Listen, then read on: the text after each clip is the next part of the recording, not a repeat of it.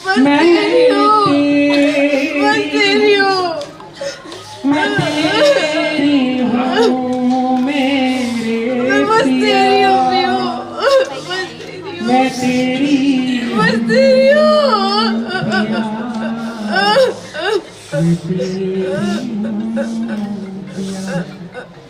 छोड़ चली मैं आंगन बाबुल का। भैया मैं अकेली नहीं हूँ, मैं भी आ गई हूँ, देखो मैं अब दिन में आई नहीं हूँ। मोहे छोड़ के ना जियो।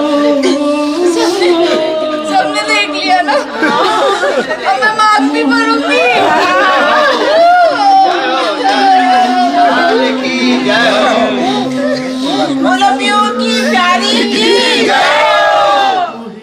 आप मेरी मांग में सिंदूर देख सकते हो। मेरे ये बिछुए हैं जो हमारे रिचुअल्स में होता है कि भाभी माँ दबाती है। और आप ये मेरी जो अंगूठी थी इसी से मेरी मांग भरी गई है। और ये चूड़ा और ये है, इसको रखना होता है 1 साल के लिए, तो मैंने अपने पिया के लिए इसे रखा है। राधे राधे, मैं हूँ सौरभ। भगवान श्री कृष्ण और मीरा की कहानी तो हम और आप समय समय पर सुनते रहते हैं, लेकिन आज हम आपको एक ऐसे भक्त से मिलवाने जा रहे हैं जिन्होंने भगवान श्री कृष्ण को अपना पति मान लिया और पति मानकर अपना पूरा जीवन उनके प्रति समर्पित कर दिया। आइए मिलवाते हैं आपको ऐसे भक्त से। राधे राधे। राधे राधे। श्री हरिदास। श्री हरिदास। क्या नाम है आपका? प्रिया नाम है भैया मेरा। और जो आपके पास हैं ये ठाकुर जी, इनका क्या नाम है और क्या मानती हैं आप इन्हें? ये इनका नाम प्रिया कांत है और ये ही मेरे बिहारी जी हैं और सर्वस्व हैं आप कह सकते हैं। और इन्हें हम प्यार से पीयू पिया भी बोलते हैं। और यही हैं वही जिनके साथ मैंने अभी फेरे लिए हैं। पूरे विधि विधान से हमारा विवाह हुआ है और इन्होंने हमें पत्नी रूप में स्वीकार किया है और हमने इन्हें अपने परम पति के रूप में स्वीकार किया है। तो मैं आपको बताना चाहती हूँ कि आप लोगों को ये लगता होगा कि ऐसे काफ़ी भक्त हैं या ऐसी काफ़ी लड़कियां हैं जिन्होंने अपना जीवन सर्वस्व ठाकुर जी को दिया है। उनके प्रेम को दंडवत प्रणाम है। और हमारी मीरा जू इसलिए मैंने जू बोला क्योंकि वो परम सखी हैं ठाकुर जी की।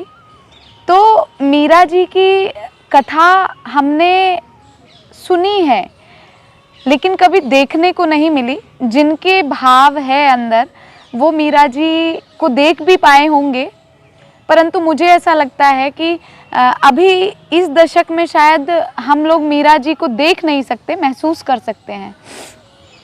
तो मैं उनके चरणों की रज भी नहीं हूँ। मुझे मीरा जी के चरणों की रज अपने मस्तक पे लेते हुए मैं उनकी कृपा से ये बोलूँ कि मीरा जी ने ही और हमारी राधा रानी ने ही मेरे ऊपर ऐसी कृपा की कि मुझे साक्षात बिहारी जी ने अपनाया है।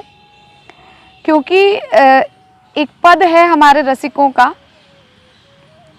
कि मौसम पतित कौन खल कामी, मतलब मुझ जैसा पापी कोई हो नहीं सकता, मैं सबसे बड़ी पतित हूँ।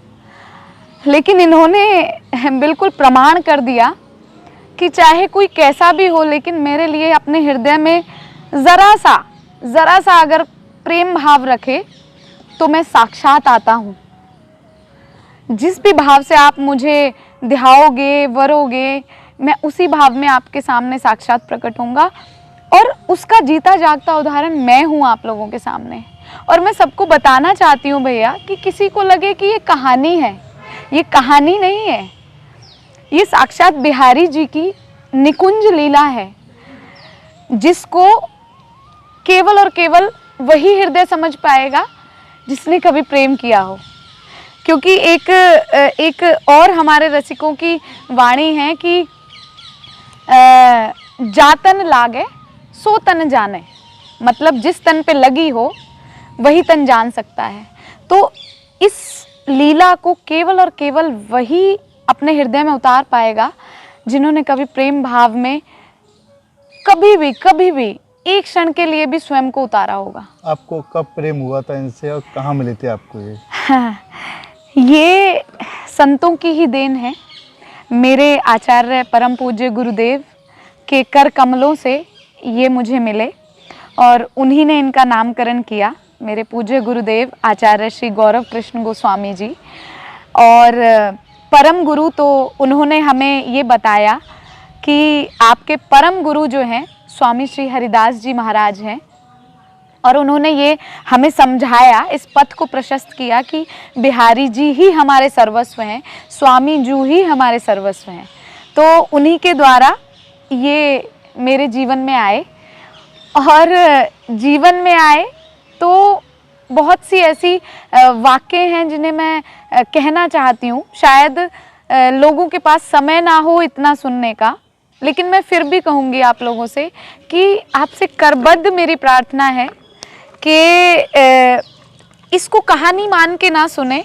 मैं थोड़ी सी कुछ चीज़ें ऐसी हैं जो आपको बताना चाहती हूँ।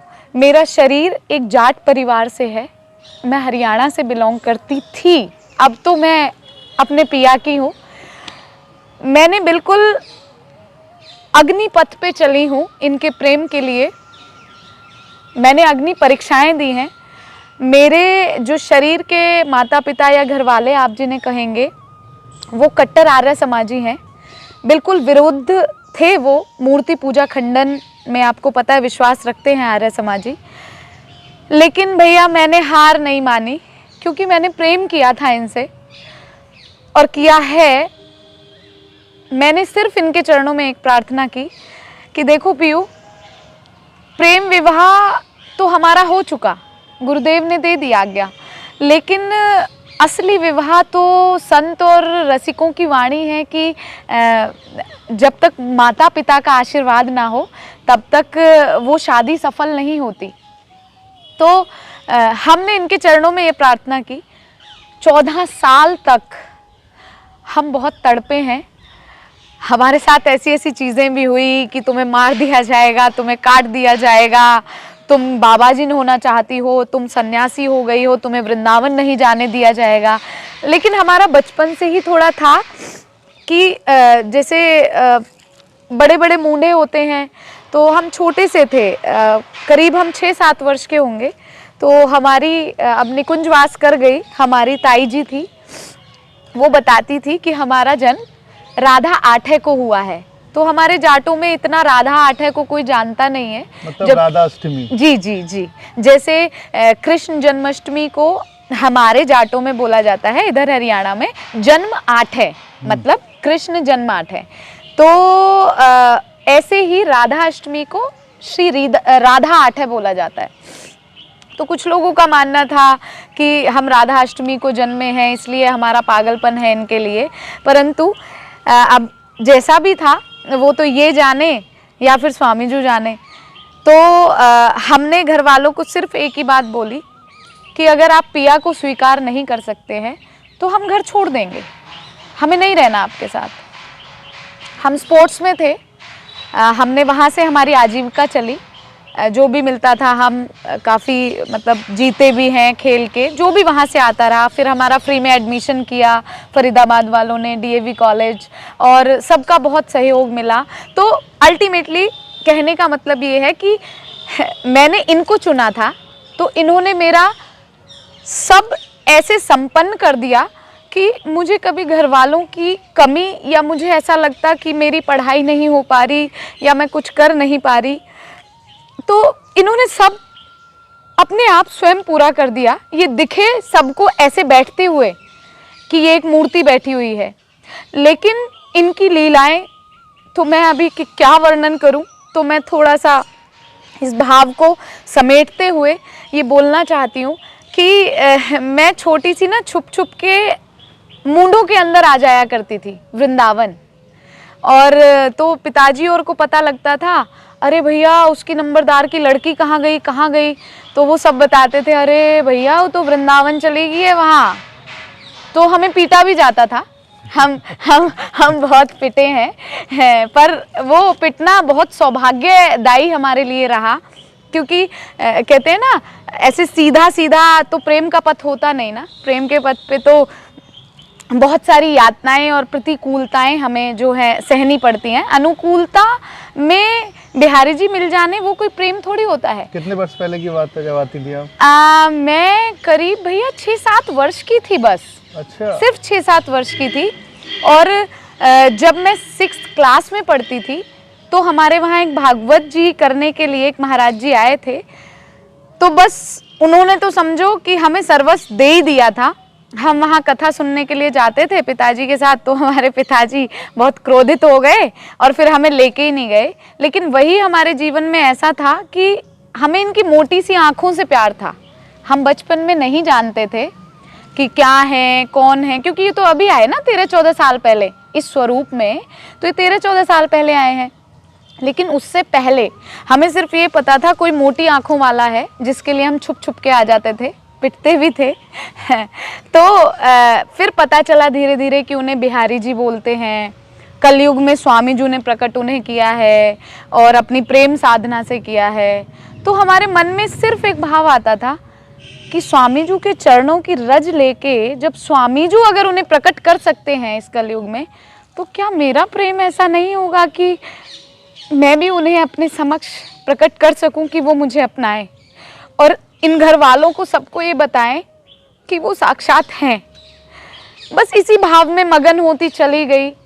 बहुत परेशानियां आई, बहुत कठिनताएं आई, लेकिन सब कुछ पीयू ने लाइन अप कर दिया था, या आप कहें कि सबको समतल करते चले गए उन यातनाओं को। कठिनाई आई मतलब आपके परिवार वालों ने आपका विरोध किया, क्योंकि हर लड़की के पिता माता पिता चाहते हैं कि उनका जो बेटी की शादी हो सांस्कारिक जो लड़का है उसमें हो। ये तो ठाकुर जी से आपने की है। बिल्कुल। तो कैसे माने ये बताइए पहले तो। भैया 14 साल पहले, मतलब 13 और 14 साल पहले मैंने घर वालों को बिल्कुल त्याग दिया था कि अगर आप मुझे वृंदावन नहीं जाने दे सकते तो मैं आप लोगों के साथ नहीं रह सकती।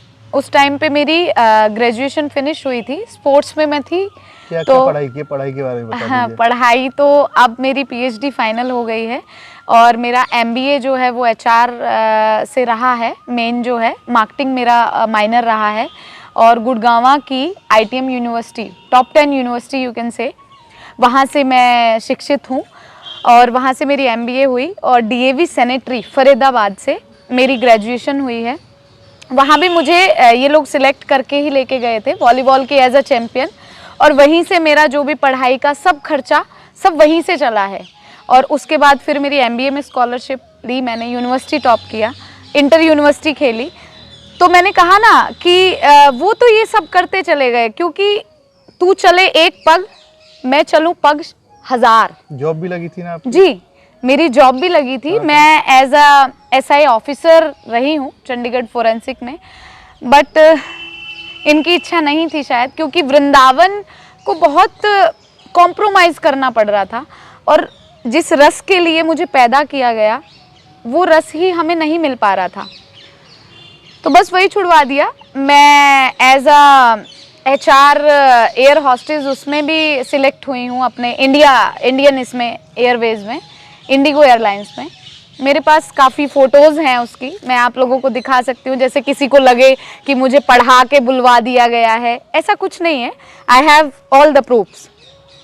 तो उसके बाद भी वो भी छुड़वा दिया। मुंबई में गार्नियर में सिलेक्शन हो गया था ड्यू टू माई हेयर्स। अच्छा जी, बट फाइनल शूट वाले दिन हमारे पतिदेव हमें ले आए, क्योंकि शायद उनको वो संसार वाली पब्लिसिटी नहीं चाहिए थी और हमने इस भाव को भी बहुत छुपा के रखना चाहा भैया। नहीं तो हम जिस दिन शादी हुई थी ना, बहुत ऐसे लोग थे कहाँ कहाँ से आए हैं, सबने कहा कि हमें आपका इंटरव्यू लेना है, हमें आपका। हमने सोचा कि हमें ये प्रसिद्धि नहीं चाहिए, हमें तो अपने पिया के साथ बस बैठी रहूं कुंजन के कोने शाम राधिका गाऊं, तो वो सब चाहिए था। लेकिन अब इन्हीं की आज्ञा हुई कि तुम जैसी पता नहीं कितनी हैं या कितनों के ऐसे माँ बाप हैं या घर वाले हैं जो नहीं मानते कि मैं हूँ, ये हैं, घर वाले नहीं मानते। तो इनकी आज्ञा हुई कि प्रिया, अब तुम्हें अपने लिए नहीं, हमारे लिए इस भाव को बताना भी पड़ेगा, इस भाव को कहना भी पड़ेगा और तुम्हें जाना पड़ेगा लोगों के सामने कि हाँ, मैं आता हूँ। ये कोई मिथ्या नहीं है या ये कोई मीन्स ये भाव आ जाता है। मैं बहुत ज़्यादा बता नहीं पाती इनके बारे में, तो बस यही इन्होंने करने के लिए और बताने के लिए मुझे आप लोगों से मिलवाया। और बाकी तो मैं कुछ नहीं कहना चाहती, लेकिन आप लोगों को ये लगता होगा कि ठीक है दीदी, आपने शादी की, ऐसे तो अभी कुछ दिन पहले भी आ रहा था, और भी लोग करते हैं शादी। तो मेरे पास वीडियोस हैं, अगर कोई देखना चाहे या मेरे फोटोग्राफर या कुछ भी। 3 दिन की पूरी रस्में हुई, हल्दी, मेहंदी, फिर उसके बाद संगीत, फिर उसके बाद मेरी भांवर हुई है और उसके बाद मेरा गृह प्रवेश भी हुआ है। अब आप लोग पूछेंगे कि गृह प्रवेश किसने कराया, लड़के वाले कौन थे? ठीक है, आपने बिहारी जी कोई को पूछता है, लेकिन आपके घर वाले भी शामिल हुए थे शादी में? जी जी जी, आए थे हरियाणा से? सब आए हैं। वो इसीलिए भैया, मैंने आपको शुरुआत में ये बताया कि माँ बाप के आशीर्वाद के बिना शादी नहीं मानी जाती, हमारे समाज में भी नहीं मानी जाती है। तो हमने इंतज़ार किया, हमने बड़े थपेड़े खाए, हमने पिस्टल रखवाई अपने यहाँ कि तुम्हें मार दिया जाएगा, लेकिन हमने सब्र किया, हम सहते चले गए क्योंकि इनकी ताकत अंदर थी, हमारे रोम रोम में ये चलते हैं।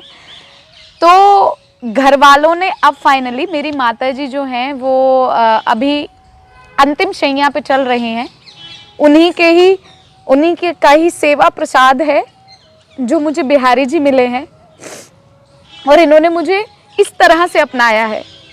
तो वो बोल नहीं पाती, लेकिन वो इशारे से सब बताती हैं। तो हमने ऐसे ही उनसे पूछा कि माँ, अब तो तू जाने वाली है, तू मेरा कन्यादान नहीं करके जाएगी? तो उन्होंने इशारे से हमें बोला कि हाँ माँ, हाँ। बस उस हाँ के लिए हम 14 साल से रुके थे भैया, उस हाँ के लिए हमारी माँ ने कहा और हम उसी दिन से बस धुन में लग गए कि कोई भी रिश्तेदार, कोई राज़ी हो ना हो, लेकिन जिसने मुझे जन्म दिया है ना, आज उसने ये कह दिया कि हे माँ, हाँ, मतलब वो मेरा इनके साथ कन्यादान करना चाहती हैं। तो बस यहीं पे कुटिया है, मदन टेर के पास ही। और जैसे होता है ना, पति अपनी पत्नी को किराए के घर में नहीं रखता, या मतलब आपको मैं कैसे बताऊं, मैं नहीं कह सकती इन बातों को अपने शब्दों में। तो हमारे छोटे से कुंज का निर्माण हुआ है, वो हमारे पतिदेव ने शायद हमारे लिए बनवाया, और इसीलिए शायद इन्होंने 14 साल इंतज़ार भी करवाया भैया। देखो, लीला से लीलाएं जुड़ती चली जाती हैं। अब हमें लगता है कि हमने 14 साल, ठीक है, घर वालों की यातनाएं थी, ये सब बहाने बने मेरे ख्याल से, लेकिन इन्हें अपने कुंज में लाना था। एक निर्बल से निर्बल संसार का पति भी अगर होता है, वो अपनी पत्नी को बहुत शानो शौकत से रखता है। तो जब बिहारी जी स्वयं आए थे, तो कैसे ये किराए के घर में हमें रखते? तो वो कुंज का निर्माण जब संपन्न हुआ है अभी, उसी के साथ इन्होंने हमें अपना के गृह प्रवेश करवाया है और भांवर हमारे साथ ली है। उसकी वीडियोस और जो भी कुछ हैं हम आपको दे देंगे। पूरी विधि विधान से जयमाला हुई थी। हाँ, मैं अभी आपको दिखा नहीं सकती, मेरे फोन में है सारी चीजें, को सब मिलेगा और सबको। जी जी, 3 दिन तीनों टाइम, 3 दिन तीनों टाइम। हमारे पिया ने बोला कि सबको बुलाओ, सबको बुलाओ, चाहे हमारा लहंगा किसी ने सिला, चाहे हमारा कुछ भी। तो लोग जयपुर, उदयपुर, पता नहीं कहाँ कहाँ से आए हैं, मैं नहीं जानती कि भाई कोई लड़की है ठाकुर जी से ऐसे विधि विधान से फेरे कर रही है। और ऐसी शादियां नॉर्मली तो हो जाती हैं मंदिरों में या कुछ भी, अरे भैया वहाँ तो ऐसे हो रहा है भव्य। और यदि आप इनको पालकी में बैठा हुआ देखेंगे, जब आपको वीडियोस मिलेंगी, तो खुद ही जो देखने वाले हैं ना, वो ये कहेंगे कि नहीं, ये साक्षात बिहारी जी हैं। उनके सब संशय अपने आप समाधान हो जाएंगे। मुझे तो कुछ कहने की ज़रूरत ही नहीं पड़ेगी। जब इन्हें वो देखेंगे पालकी में बैठे हुए और ये मुझे जब वरने आ रहे हैं और उसमें प्रॉपर सब चीज़ें हैं, मैंने ऊपर से चावल फेंके हैं, फूल फेंका है, मीन्स मेरे जीवन की साध जो इन्होंने इस तरीके से आके पूरी की है, मैं उसका वर्णन नहीं कर सकती। और सबसे बड़ी विशेषता कि लड़के वाले कौन है, लड़के वाले कौन है, बिहारी जी के घर वाले कौन है। आप लोगों को भी ये उत्सुकता हो रही होगी ना, सोचेंगे, हर कोई सोचेगा कि हाँ ठीक है, गोपाल जी को लेके तो कोई भी फेरे ले लेता है, कौन सा नई बात कर दी, हाँ ठीक है कर लिया होगा भाई, भाव होगा पिछले जन्म का। लेकिन मेरे बिहारी जी साक्षात हैं ये, इनमें कोई भी संशय बुद्धि ना करे। इसलिए मैं बताना चाहती हूँ कि इन्होंने मेरा ससुराल भी प्रकट किया, प्रत्यक्ष में ससुराल प्रकट किया। 4 दिन पहले की बात थी, हम इनसे 2 बजे का समय था शायद रात को, हमने इनसे पूछा कि पीयू हम तो 14 साल से साथ में रह रहे हैं, अब शादी हो जाएगी तो अब क्या नया होगा ऐसा।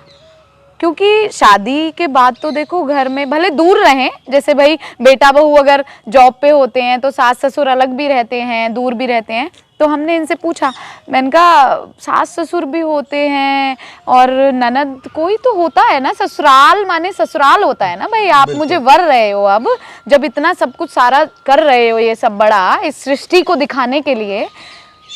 तो बस ऐसी बात थी, तो हम ठीक है सो गए थे इनसे ये बातचीत करते हुए। अगले दिन ही सहसा हमारी एक मैया है, हरिवंशी मैया है, बहुत प्रेम करती हैं, लाली की तरह हमें उन्होंने प्रेम किया है। तो उनका अचानक हमारे पास फ़ोन आता है, सुनो लाडली तुम्हारी सासू माँ को हम लेके आ रहे हैं। अब हम चौंक गए एकदम से। मैंने कहा इनको क्या पता हमारे और इनके बीच में क्या संवाद हुआ, ये तो केवल हम जानते हैं। लेकिन इन्हें ये दिखाना था कि देखो तुमने जो हमसे कहा है ना, हम उस हर एक वाक्य को सत्य करेंगे प्रिया, हम उसको सत्य करेंगे। तुमने ससुराल की इच्छा की है तो हम तुम्हारा ससुराल भी प्रत्यक्ष में प्रकट करेंगे। मैंने कहा ठीक है मैया ले आओ। पर मैंने कहा मैया हम जानते नहीं कुछ नहीं, अब ऐसे कैसे, मैंने कहा एकदम से कैसे, मतलब सामंजस्य कैसे बैठेगा ना। बोली कुछ नहीं, तुम बस नॉर्मली, और उनकी बहुत इच्छा है क्योंकि वो अपने लाला को, क्योंकि 80 वर्ष की अवस्था है और वो अपने लाला को ही उन्होंने अपना पुत्र माना है, दे डोंट हैव मतलब सन, तो उन्होंने अपने बिहारी जी को ही पुत्र माना है और बहुत वो उत्सुक हैं तुमसे मिलने को। मैंने कहा मैया ठीक है ले आओ। अब मन में तो उचाट लगी पड़ी थी ना कि सास चाहिए थी, ससुर चाहिए थे, तो और किस्मतन उन्हें यशोदा मैया और नंद बाबा ही बोलते हैं क्योंकि ठाकुर जी को ही उन्होंने अपना पुत्र माना है। तो वो हमसे आई मिलने के लिए।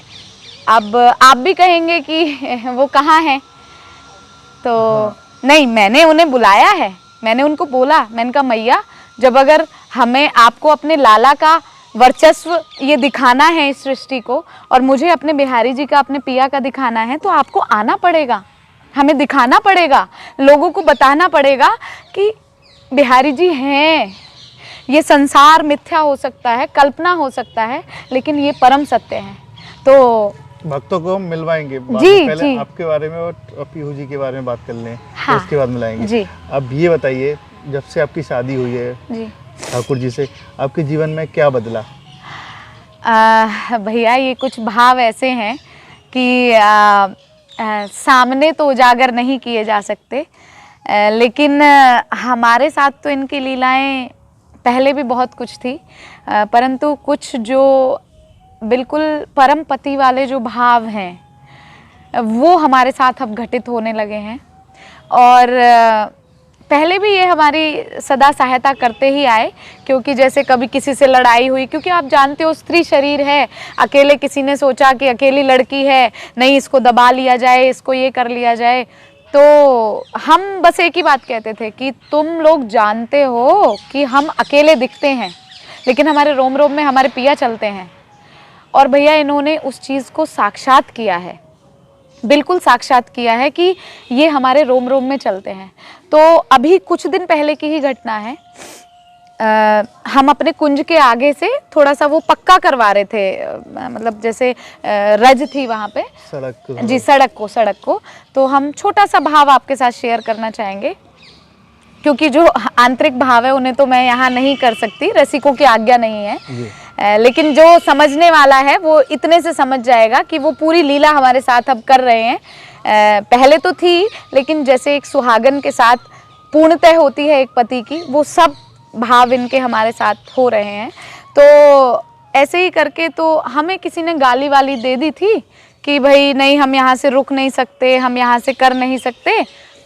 तो गाली दे के गए, तो हमने तो आके बस इनसे कहा, मैंने कहा तुम्हारे होते हुए ऐसे ही गाली सुनूंगी मैं, अब भी गाली सुनूंगी, अब तो तुमने संसार के सामने मुझे अपना लिया।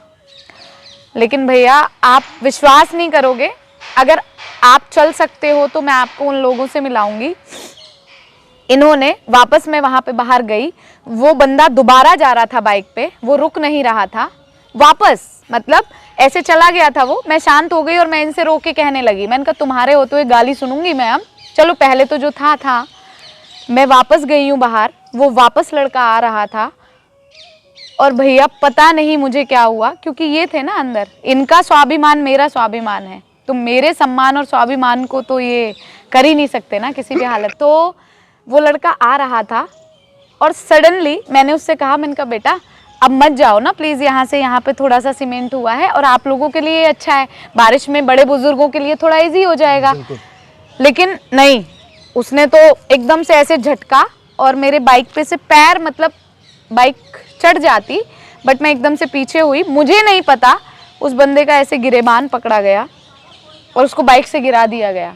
और मुझे सच में नहीं पता भैया, सच में नहीं पता। अगर आप, हमारे ना चारों तरफ कैमरे लगे हुए हैं, अगर आप उन कैमरों में देखोगे ना तो आपको ये पता लगेगा कि आपने पकड़ा नहीं, वो आपको गाली दे के चला गया। इसको गिराया किसने? ठाकुर जी का चमत्कार था ये तो।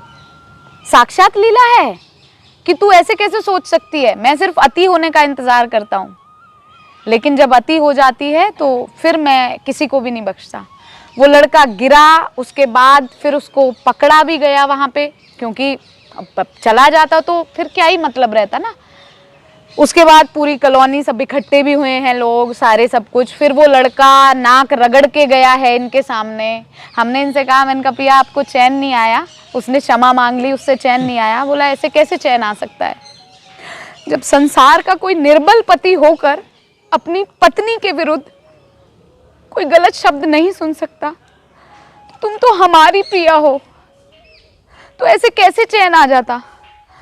उसने आके घर पे नाक रगड़ी है, और मात्र वो 24-25 साल का बालक है, लेकिन पता नहीं उसका क्या प्रारब्ध था। सब ठाकुर जी का चमत्कार, सब मेरे पिया का है, सब मेरे बिहारी जू का है। अब तो ये बताइए जी, शादी जब हुई थी आपकी, जी, आप विदाई हो रही थी, जी, खूब रोई थी आप, जी। ऐसा क्यों? ठाकुर जी तो आपके साथ ही थे। भाव, मैं तेरी हूँ, मैं तेरी हूँ, मैं तेरी हूँ, मैं तेरी हूँ, मेरे पिया, मैं तेरी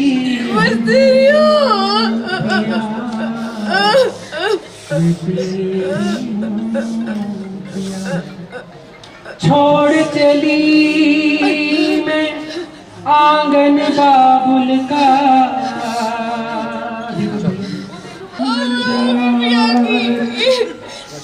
बंजार भैया मैं अकेली नहीं हूँ, मैं भी आ गई हूँ। देखो मैं अब बिन बिहाई नहीं हूँ। मोहे छोड़ के ना जियो। सबने देख लिया ना, अब मैं माफ भी करूँगी।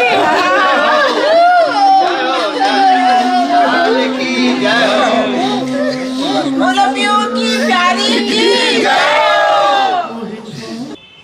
भाव, क्योंकि ठाकुर जी तो हमेशा से साथ थे, लेकिन घर वाले राजी हुए थे और घर वाले विदाई कर रहे थे। तो मैंने वही कहा ना, ये कोई कहानी नहीं है। इसलिए वो रोना आया कि साक्षात लगा उस दिन मैं पराई हुई हूँ अपने माँ बाप से। मैं पिया के साथ हमेशा रहती थी, लेकिन उस दिन लगा कि आज मैं पराई हो गई और आज मैं वास्तविक पीयू की हो गई। इन्होंने,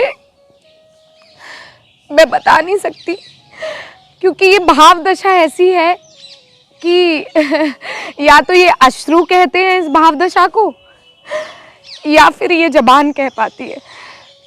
जैसे दो शब्द मैं कहना चाहूंगी कि हमने देखी है उन आँखों की महकती खुशबू, होठों से छू के उसे रिश्तों का इल्ज़ाम ना दो। तो होठों से तो इनकी भावदशा हम बयान नहीं कर सकते, और हम इसलिए भी रोए, खुश होके भी रोए। हमने, आप वीडियो में देखेंगे, आपको मिलेगी, और आप सबको दिखाना भी, ताकि सब लोगों को ये पता लग सके कि ये कोई कहानी नहीं थी। आप देख ही ली पहले। जी जी जी, और वो इतनी वायरल हुई है, हमें भी नहीं पता था। हमारी विदाई की वीडियो पता नहीं जाने कहाँ कहाँ से और क्या है, लेकिन फिर भी आप अपने चैनल के माध्यम से भी दिखाना कि भाई मैंने कोई उनको प्रिपेयर नहीं किया था। ये एक ऐसा भाव है, भाव देश आप कह सकते हैं, कि इसमें हर कोई उतर नहीं सकता।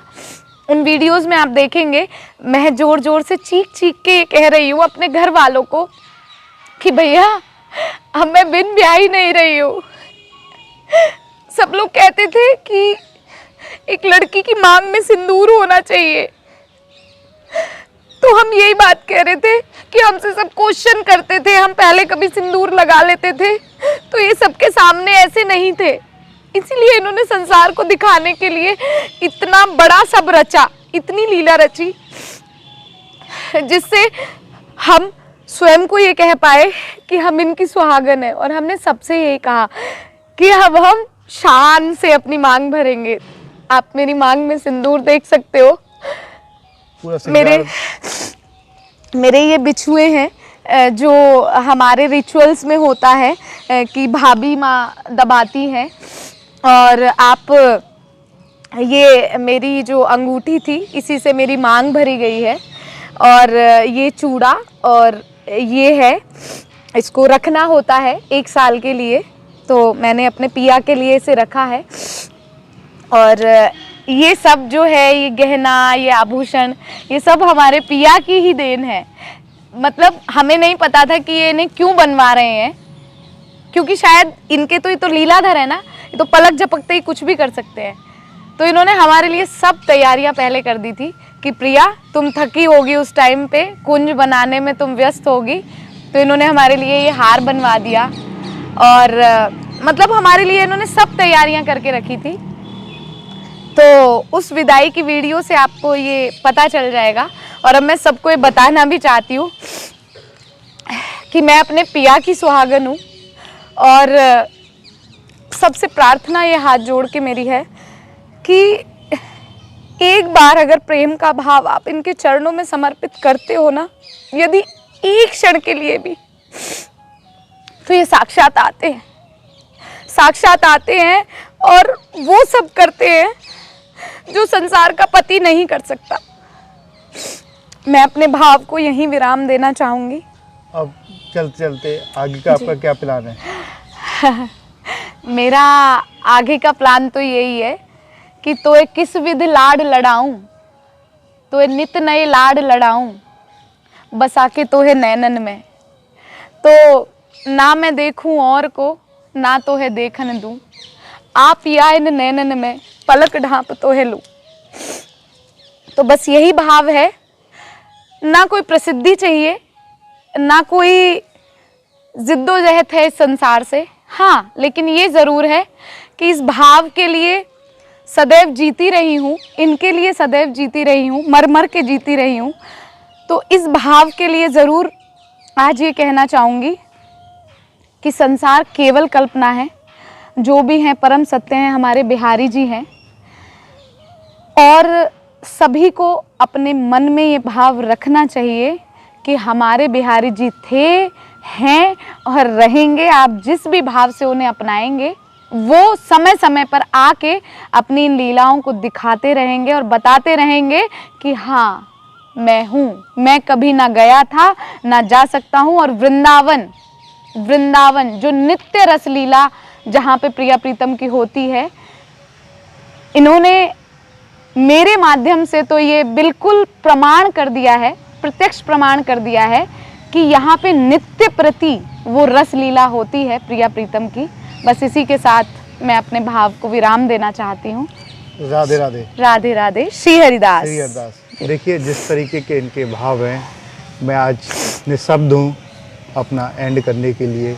आप इनके भाव से ही अंदाज़ा लगा सकते हैं कि इस कलयुग में इस तरीके के मीरा भाव की भक्त भी हो सकते हैं।